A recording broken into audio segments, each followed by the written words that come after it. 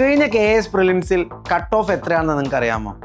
Stream 1-ൽ 77 മാർക്കായിരുന്നു cut ഓഫിൽ. നിങ്ങൾക്കറിയാം 200 മാർക്കിലാണ്. 100 മാർക്കിൻ്റെ പേപ്പർ 1ഉം 100 മാർക്കിൻ്റെ പേപ്പർ 2ഉം ചേർത്ത് 200 മാർക്കിനാണ് നിങ്ങളുടെ പ്രിലിമിനറി എക്സാം ഉള്ളത്. സോ സ്ട്രീം 1-ൽ 77 മാർക്കും സ്ട്രീം 2കാർക്ക് 60 മാർക്കും സ്ട്രീം 3കാർക്ക് 50 മാർക്കുമായിരുന്നു കട്ട് ഓഫ്. പക്ഷേ അതിനുശേഷം ഇപ്പോൾ ഒരു 4 കൊല്ലത്തോളം കഴിഞ്ഞു അല്ലേ? അതിനുശേഷം നടന്ന ഡിഗ്രി തല എക്സാമുകൾ നമ്മൾ പരിശോധിക്കുന്ന സമയത്ത് 100 മാർക്കിനാണ് ഡിഗ്രി പ്രിലിംസും ഡിഗ്രി മെയിൻസും എന്ന് നിങ്ങൾക്കറിയാം. അവിടെ കട്ട് ഓഫ് പ്രിലിമിനറി എക്സാമുകളിൽ നമ്മൾ ആ ട്രെൻഡ് പരിശോധിക്കുന്ന സമയത്ത് 45 മുതൽ ഒരു 50-55 വരെയാണ് കട്ട് ഓഫ് നിൽക്കുന്നത്. എന്നാൽ മെയിൻസ് എക്സാമിലോട്ട് കടക്കുമ്പോൾ ഇത് നമ്മൾ യൂണിവേഴ്സിറ്റി ടെസ്റ്റിൻ്റെ എല്ലാം കൺസിഡർ ചെയ്യുന്ന സമയത്ത് ഒരു 45 മുതൽ ഒരു 60 വരെ കട്ട് ഓഫ് നീളുന്ന അവസ്ഥകൾ നമ്മൾ കണ്ടിട്ടുണ്ട് 100 മാർക്കിന്. LSCSൻ്റെ 200 മാർക്കിന് പരീക്ഷ നടന്ന് അതിൻ്റെ കട്ട് ഓഫ് വന്നിട്ടില്ല. സ്റ്റിൽ നമ്മുടെ പോളുകൾ അനുസരിച്ച് അതൊരു 190 മുതൽ 110 മാർക്കിൻ്റെ ഇടയിലാണ്.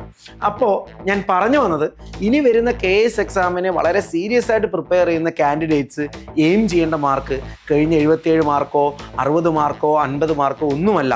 അത് ഒരു 100 മുതൽ 120 മാർക്ക് തന്നെയായിരിക്കണം. അപ്പോൾ അതിനായുള്ള പ്രിപ്പറേഷൻ നിങ്ങൾ ഇന്ന് തന്നെ സ്റ്റാർട്ട് ചെയ്യണം. നമ്മുടെ കയ്യിൽ അധികം സമയമില്ല.